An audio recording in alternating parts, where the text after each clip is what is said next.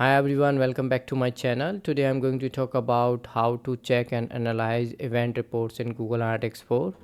First of all, you have to log in your Google Analytics account and then click on your account and property and then click on reports, and in lifecycle you can find event reports inside the engagement section.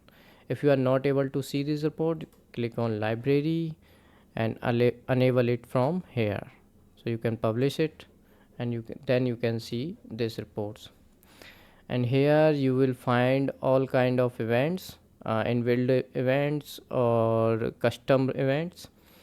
If still you are not able to find, that means you have not enabled few events. So you can click on admin and then click on data history and then click here and click on setting icon, and you can find all the inbuilt events.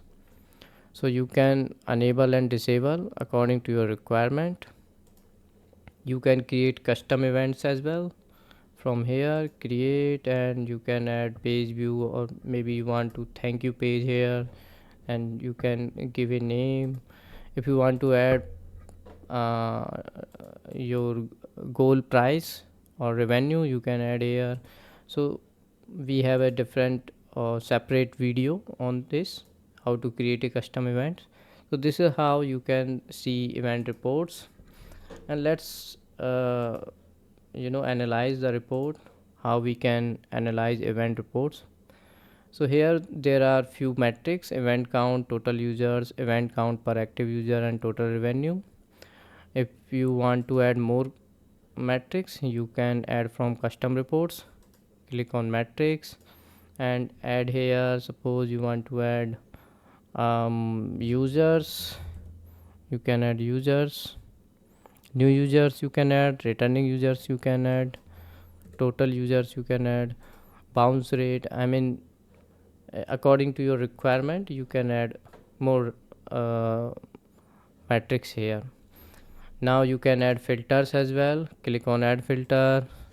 Suppose I want to see for a specific device, select device category, exact match. Suppose I want to see for desktop, click apply,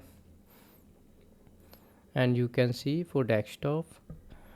And if you want to see a path exploration, you can click on explore and then click on path exploration. Let me select a date.